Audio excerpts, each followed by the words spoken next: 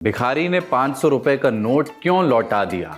क्योंकि उसे याद आया कि चुनाव का टाइम चल रहा है और असली दाम, असली कीमतें कुछ और हैं। डार्क ह्यूमर क्या चीज होती है? चुटकुले को ऐसी गहरी कोठरी से निकाल कर लाना जहां ज्यादातर लोग जाने से बचते हैं। मृत्यु, त्रासदी, जीवन की असहज करने वाली सच्चाइयां, इन सब पर हंसना सबके बस की बात नहीं है। समाज में क्या स्वीकार्य है, क्या नहीं, डार्क कॉमेडी इस सीमा को चैलेंज करती है और कई बार उसे लांघती भी है। समय रैना के शो में रणवीर इलाहाबादिया की घटिया टिप्पणी के बाद देश में कॉमेडी रेगुलेशन पर बहस हो रही है। क्या डार्क ह्यूमर के कॉन्सेप्ट में ही समस्याएं हैं, या रणवीर का कथन डार्क ह्यूमर था ही नहीं, वो एक घटिया गलीज टिप्पणी है जिसे ह्यूमर की पॉलीथीन लगा करके बेचने की कोशिश की गई। लोग सोच रहे हैं कि किस बात पर हंसना चाहिए, कौन से विषय चुटकुले बनाने से इम्यून होने चाहिए, और क्या वो सब कुछ हंसने योग्य है जो हमारी इंद्रियां महसूस करती हैं। कोई बच्चा रो रहा है तो हंसें, किसी के नाकाम जीवन की विडंबनाओं पर हंसें, सेक्स और प्राइवेट बॉडी पार्ट्स को आधार बना करके हंसें। एक धारा कहती है कि जब दुनिया केले के छिलके पर फिसल कर गिरने वालों से खाली नहीं हुई है तो इन विषयों पर चुटकुले बनाने की ज़रूरत ही क्या है। दूसरी कहती है कि हर चीज़ पर हंसने से कलेजा कड़ा होता है और इसी तरह इंसान एक दिन आहत होने की प्रवृत्ति पर विजय पा लेगा। लेकिन बुनियादी नैतिकता, उसका क्या? क्या डार्क ह्यूमर के नाम पर कोई यूट्यूबर माता पिता के रिश्तों की मर्यादा पर प्रहार कर सकता है? ये वो सवाल हैं जो हमारे समक्ष हैं। आज हम डार्क ह्यूमर की साइकोलॉजी को समझेंगे। हम जानेंगे कि डार्क ह्यूमर बनाने और एंजॉय करने वाले लोगों के भीतर क्या कोई गहरी साइकोलॉजिकल उथल पुथल चल रही होती है।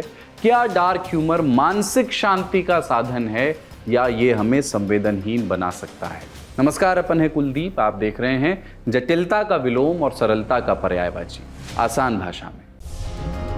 Brought to you by Punjab national bank, भरोसे का प्रतीक। पीएनबी का एमएसएमई आउटरीच प्रोग्राम होने वाला है, जहां मिलेगा व्यापार से जुड़े हर सवाल का जवाब। 13 फरवरी को अपने निकटतम पीएनबी शाखा जरूर आए। पहले बात ह्यूमर की बायोलॉजी की करते हैं। हमारे शरीर में कुछ केमिकल्स होते हैं जिन्हें हार्मोन्स कहा जाता है। ऐसा ही एक हार्मोन है डोपामीन, जो हमारे मूड, हमारे मोटिवेशन, हमारी खुशी आदि भावनाओं पर असर डालता है।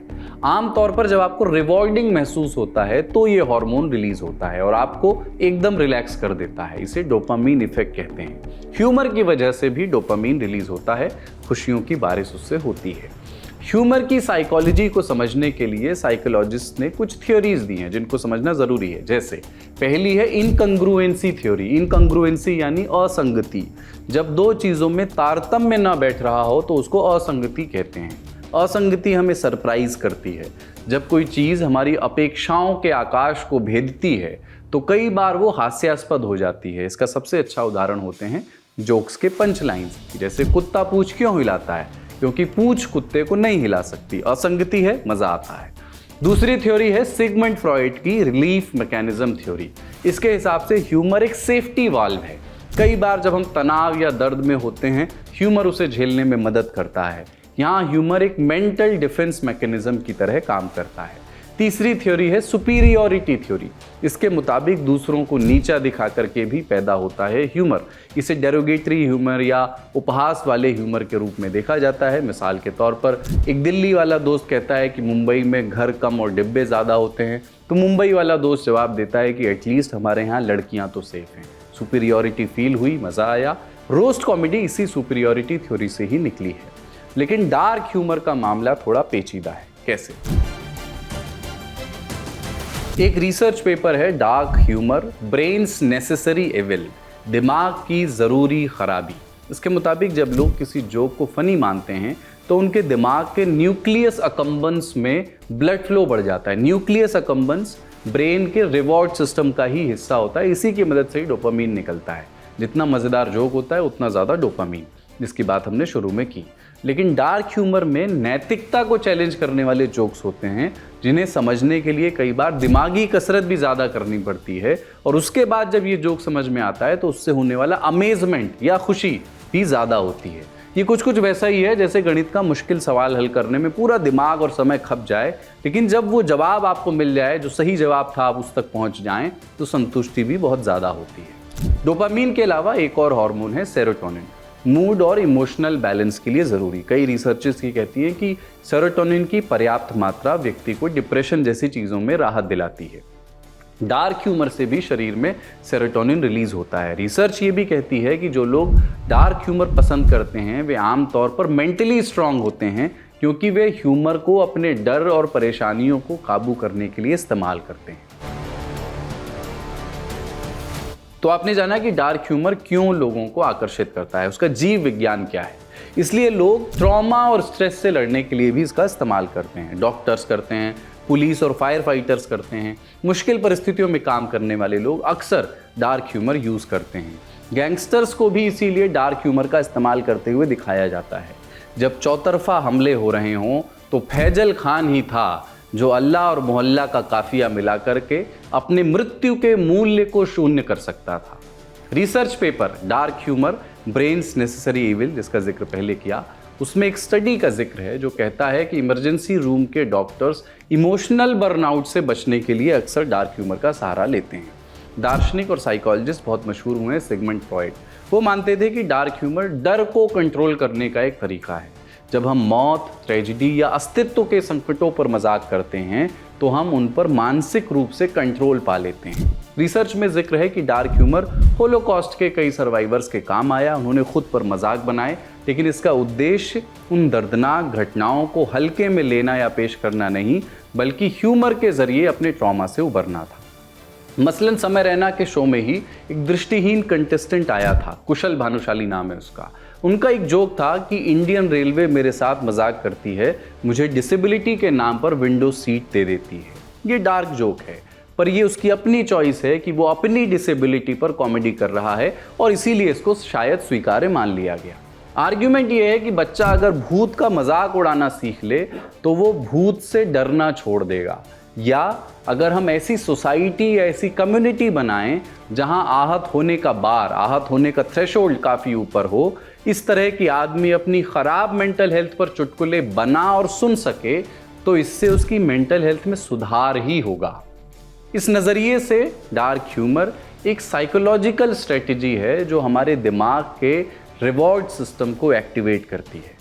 लेकिन डार्क ह्यूमर का रिश्ता सिर्फ इंसानी साइकोलॉजी से ही नहीं है, समाज शास्त्र से भी है।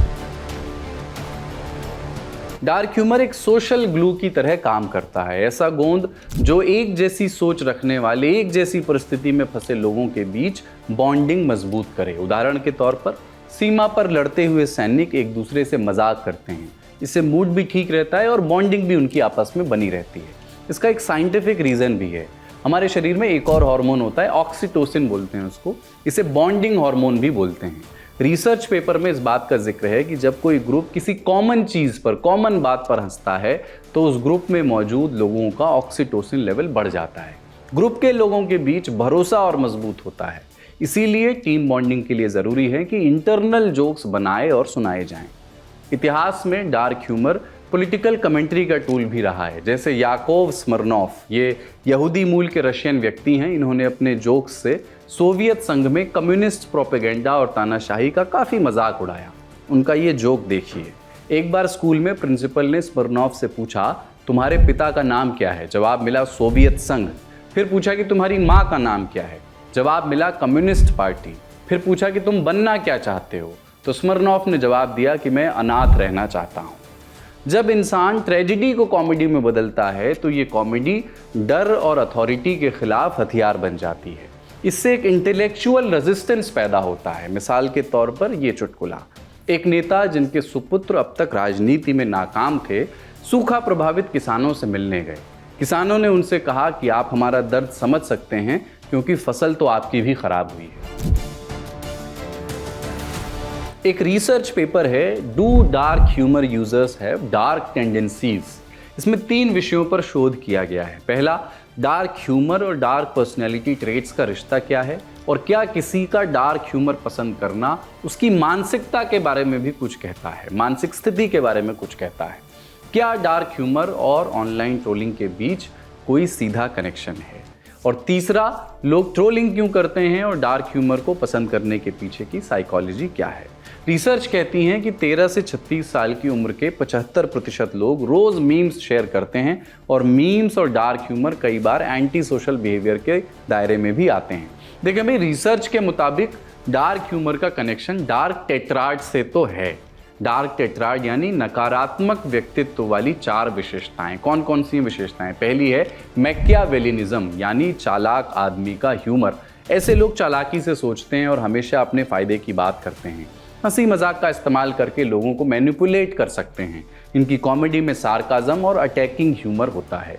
दूसरी है साइकोपैथी यानी बिना इमोशंस वाला ह्यूमर।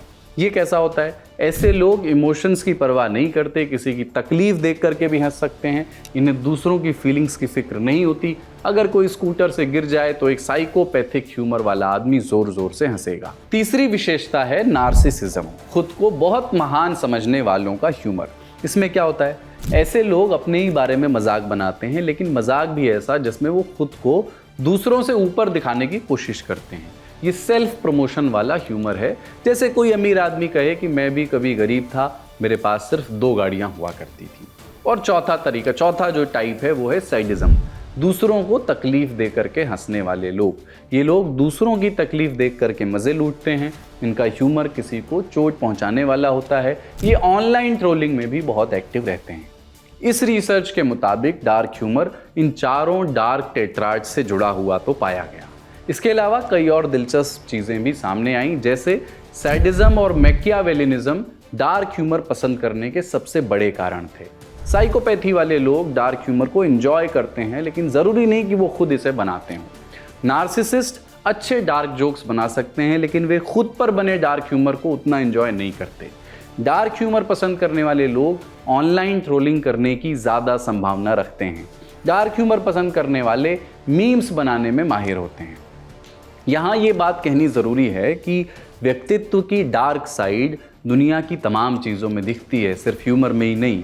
डार्क टेट्राड ज़्यादातर लोगों में मौजूद होते हैं। डार्क ह्यूमर हमेशा बुरा नहीं होता, क्योंकि कई बार ये सर्वाइवल टूल की तरह भी इस्तेमाल होता है। लेकिन ह्यूमर की भी एक देश, काल और परिस्थिति तो होती है। किसी को ये कहना कि यदि भाग्य तुम्हें ऐसे संधिकाल में लाकर खड़ा करे जहां तुम्हें अपने सृजनकर्ताओं के मधुर रस भरित यज्ञ का मौन साक्षी बनना हो, या फिर उसमें शामिल होकर उस अग्नि को हमेशा के लिए शांत करने का अवसर मिले, तब तुम कौन सा पथ चुनोगे? डार्क वार्क तो छोड़िए, ये ह्यूमर ही नहीं है मित्र। ह्यूमर का एक व्याकरण होता है और हर फॉरबिडन बात को बोल देना ह्यूमर की श्रेणी में नहीं आता। ये नहीं भूलना चाहिए कि इंसान एक सोशल एनिमल है। वो इसी तरह इंसान बना है। समाज, परिवार, शादी, रिश्ते, ये सब कंस्ट्रक्ट्स ही हैं। इंसान की इस विशेषता ने ही उसे इस धरती पर सबसे शक्तिशाली जीव बनाया। इसलिए या तो सबको इन चीज़ों पर हंसने के लिए तैयार करें, और जब तक तैयार नहीं हैं तब तक हंसी वही अच्छी जो सबको हंसाए, किसी को रुलाए नहीं। आज के लिए इतना ही। ये एपिसोड लिखा आकाश सिंह ने। देखते रहिए दी ललट।